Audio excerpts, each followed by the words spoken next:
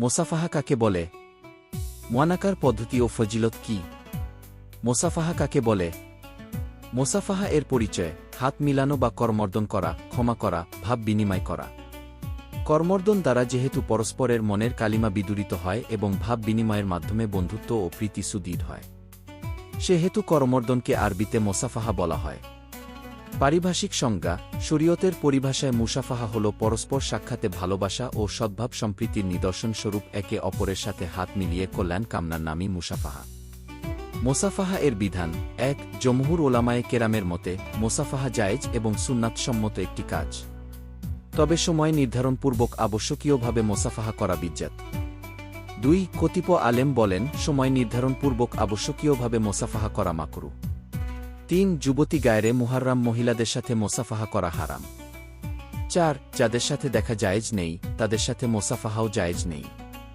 ৫. কামাশক্তিমুক্ত বৃদ্ধা মহিলাদের সাথে মোসাফাহা করা জায়েজ। ৬. সুদর্শন বালক যাদের সাথে মোসাফাহা করলে কামভাব জাগ্রত হওয়ার আশঙ্কা আছে তাদের সাথে মোসাফাহা করা জায়েজ নেই। মুয়ানাকা এর পরিচয়: এর অভিধানিক অর্থ হল ঘাড় মিলানো, আলিঙ্গন করা, কোলাকুলি করা, সিনা বা বক্ষে বক্ষে মিলিত করা, গলায় গলায় মিলানো ইত্যাদি। শরীয়তের পরিভাষায় ভালোবাসার সাথে মুসলমান একে অপরের গলায় গলায় মিলিত হওয়াকে মুয়ানাকা বলে। মুয়ানাকা ইসলামী ভ্রাতৃত্বের অনুপম নিদর্শন। মুয়ানাকা করার পদ্ধতি: মুয়ানাকার পদ্ধতি সম্পর্কে আল মুজামুল ওয়াশিত অভিধান প্রণেতা বলেন, একজনের ঘাড় অন্যজনের ঘাড়ের নিকটবর্তী করবে এবং বুকের সাথে বুক মিলিত করবে। তবে এক্ষেত্রে লক্ষ্য রাখতে হবে কোনো অবস্থাতেই যাতে পেটের সাথে পেট মিলিত না হয়।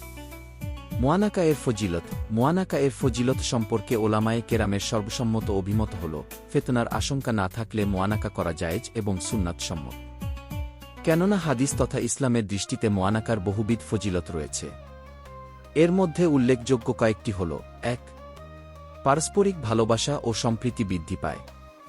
২. অন্তরের হিংসা বিদ্বেষ দূরীভূত হয়।